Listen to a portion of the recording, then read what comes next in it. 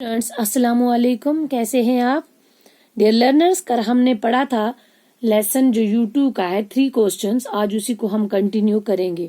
Page number 74 last para है इसका। हम यहाँ से स्टार्ट करेंगे। कहाँ तक कल हमने पढ़ा था? यहाँ तक। आज पढ़ेंगे to the third question some said science other those fighting in yet others religious worship. तीसरे सवाल के जवाब में कुछ ने कहा साइंस, दूसरे ने जंग को चुना और कुछ दूसरों ने मजहबी इबादत को। As the answer to his question were so different the king was not satisfied and give no reward. क्योंकि उसके सवालों के जवाब बहुत अलग अलग थे, राजा को तसल्ली न हुई, वो सेटिस्फाई नहीं हुए, इसलिए उन्होंने किसी को इनाम नहीं दिया। Instead, उसके बजाय he decided to seek the advice of a certain hermit who was widely known for his wisdom.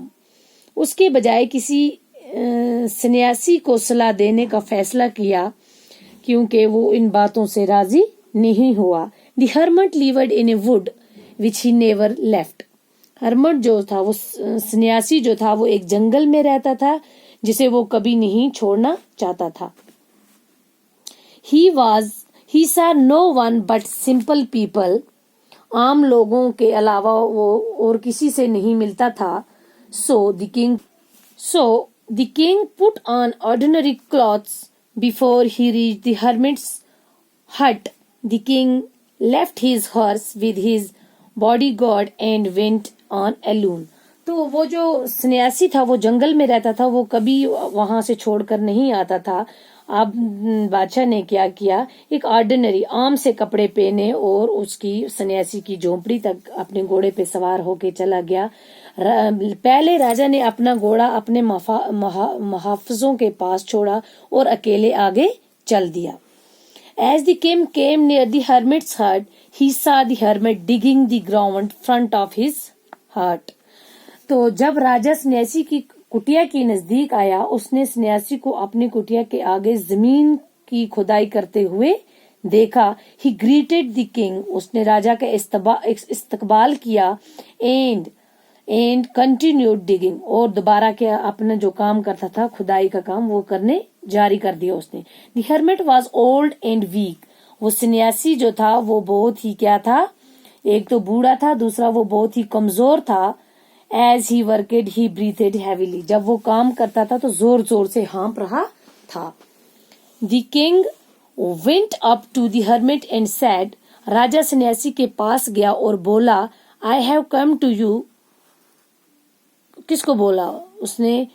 To you wise hermit to ask you to answer 3 questions. उसने कहा कि ए अक्लमंद सन्यासी, मैं तुम्हारे पास आया हूँ, मैं आपके पास 3 सवालों के जवाब जानना चाहता हूँ। How I learn to do the right things at the right time. पहला सवाल उसने पूछा कि मैं सही चीजों को सही वक्त पर करना कैसे सीख सकता हूँ।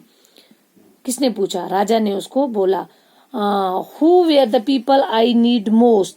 वो कौन से लोग हैं जिनकी मुझे सबसे ज्यादा जरूरत हो सकती है। And what affairs are the most important. और कौन से काम सबसे ज्यादा अहम होते हैं। Their hermits listened to the king. उस सन्यासी ने राजा को सुना, उसकी बात सुनी। To the king, but did not speak. लेकिन उसने कोई जवाब नहीं दिया। He went on digging. वो फिर खुदाई करता रहा। You are tired. आप थक गए। Said the king. राजा ने कहा, किसको कहा? सन्यासी को कहा कि आप थक गए। Let me take the spade and work in your place. उसने उसे कहा कि मुझे खुदाई का ये जो हथियार है ये आप मुझे दे दें, मैं आपकी जगह ये खुदाई करूंगा, आप थक गए। Thanks said the hermit.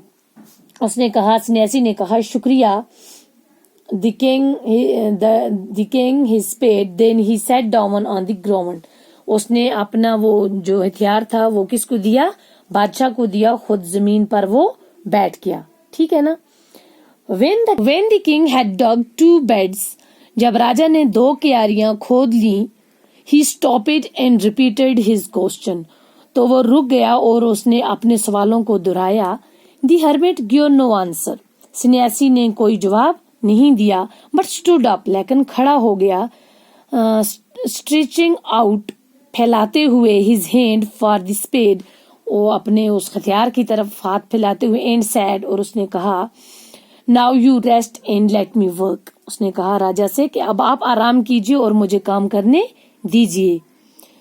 तो बच्चों आज यहीं तक, इससे आगे कल हम फिर से इसी कहानी को कंटिन्यू करेंगे। तब तक के लिए खुदा हाफिज।